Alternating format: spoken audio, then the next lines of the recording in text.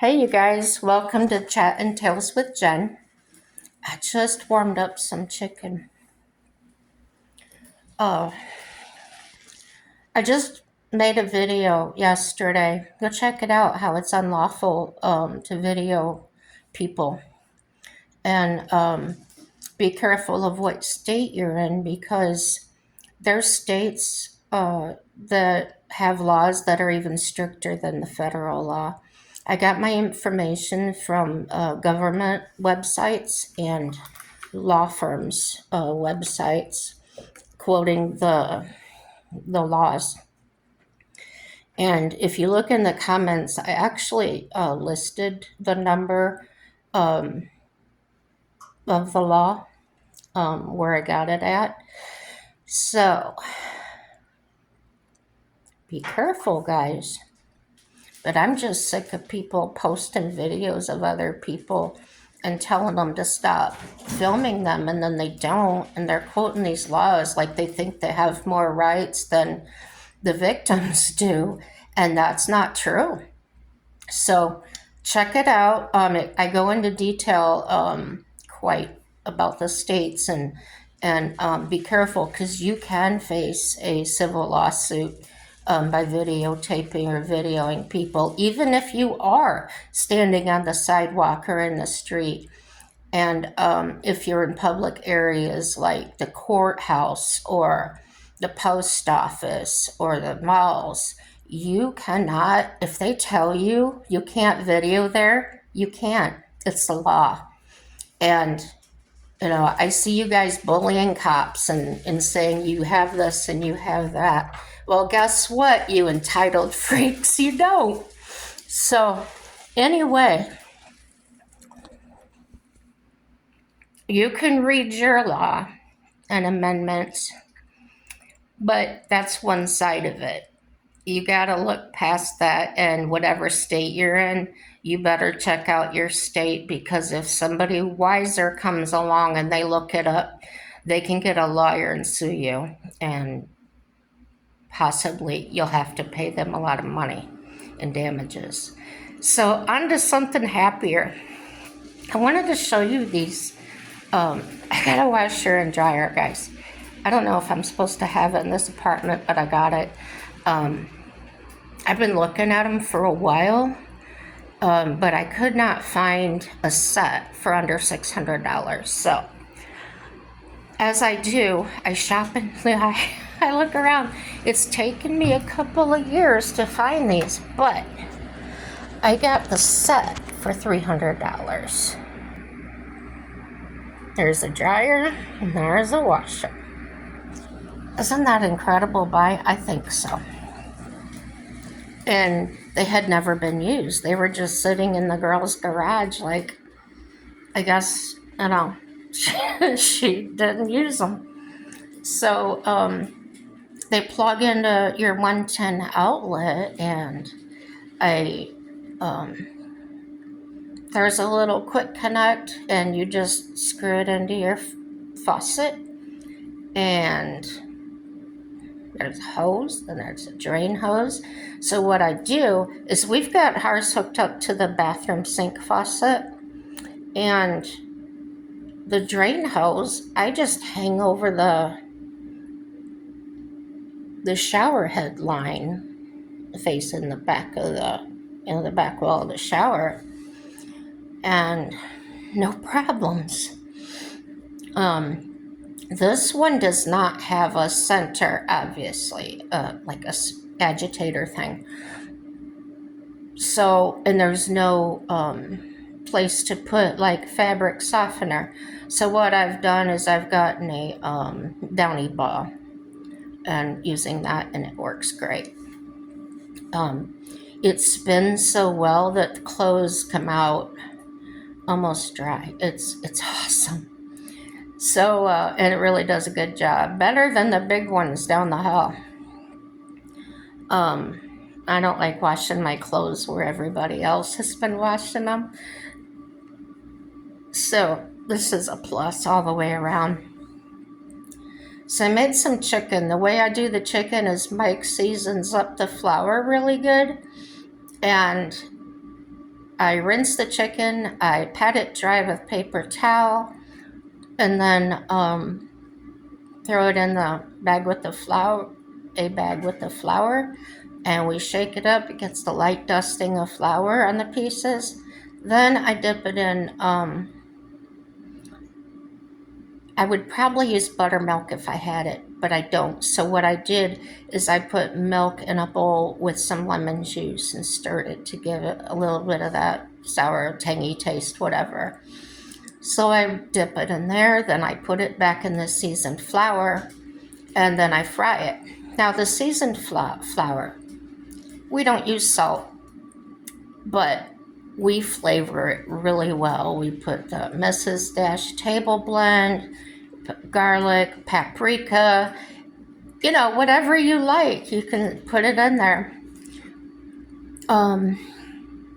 We've practiced over the years, and the best way we figured out the best flavor is to kind of heavily season it. Do it to your taste. And I did use up the rest of my vegetable oil, so that'll be gone out of my life.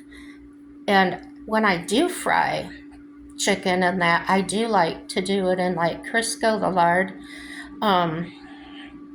That's probably not good for me either, but that's what I want to use. When I fry in the oil, it comes out oily. In Crisco, it doesn't. So, yeah, good times. What else did I want to talk about? I told you how I get water. I get filtered water, right? So this is how I get these bottles. But I told you water upsets my stomach. So I filter it again. And forgive my my Ziploc bag here. That's another filter, like a water pitcher filter. And that's what it's, Culligan water pitcher. And I had that 3-gallon jug. So what I've done is I've just taken the top off the water pitcher and I put it on there. But what I found out when I bought the new filter was the water was getting past it, like they changed the shape of it. And I wasn't getting the actual one for Culligan. I was getting one that fit in Brita. It's kind of universal. I was using those just before, but the Brita filters now have changed their design, so it won't work. So instead of taking it back because they didn't have them, I used a rubber band. I cut a hole in the Ziploc bag and sealed around the filters so the unfiltered water can't come through. So yeah, that's how I did that. I did see on Amazon now that they do have the correct filters at $10 a piece, which is kind of ouch. But I need my filtered water. I use it for my coffee, my tea, make my iced tea, stuff like that. Yeah. My cat even gets the extra filtered water. She drinks a lot. She loves it. She'll sit there, lay there, or, squat down and she'll drink water for a bit and then she'll wait and then she'll drink some more. I'm really happy that she drinks as much as she does. I've seen some cats people talk about they don't drink enough water and they end up with kidney problems and all like that. I wonder if it's the water doesn't taste good to them or something. I don't know. But I give her just a little bit of wet food in the morning, maybe this much. Yeah. Because, their stomachs are small. They can I wouldn't give her like a whole container of wet food. I would give her I give her dry food. And I'll show you how big her bowl is. See, it's a smaller one. And then fresh water, she gets that changed every week. Unless she gets cat food in it, then I'll change it right away. But this is her little, isn't that cute? That's her little dish that I put the wet food in when it's clean. So I give her that little teeny tiny bit of wet food in the morning. That's her breakfast, and then at night when we eat dinner. She's so funny. If we sit down to eat dinner, she'll get up on the chair at the table and just stare at us like, "Where's mine?" It's that guilt. It gets me every time. So yeah, she's a cutie. Mike was getting ready to walk out the door today, and she got in front of the door, and was looking up at the knob like, "I'm going out with you." He picked her up and brought her over and put her on the chair, and she meowed at him, meow meow.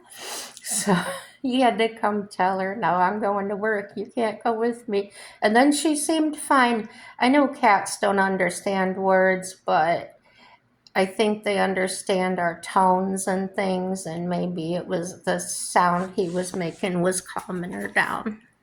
Yeah, it's funny.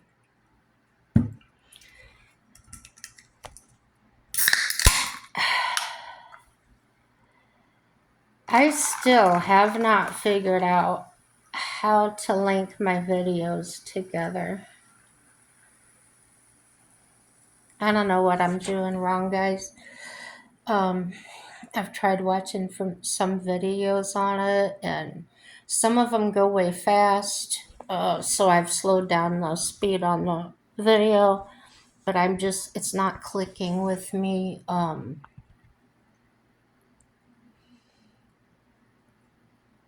Like they'll show it, but I don't necessarily see where they opened that up at or where that came from. So what I did was I tried using Mike's laptop, and it's got the CAPTA or whatever you call it on it, and I could not get my videos to load onto his laptop. So that was frustrating. My phone's not really old, but maybe I do need a new one too. I don't know. I tried it using Bluetooth as well, and it just kept disconnecting. I don't know what the problem was there. It would connect and disconnect, connect, disconnect. So, yeah. Well, I'm gonna get busy and mow down on some chicken here, and I don't know. I might make another video later. I feel chatty today. And no matter what happens, everything is going to work out for our good. Have a happy day. Bye bye.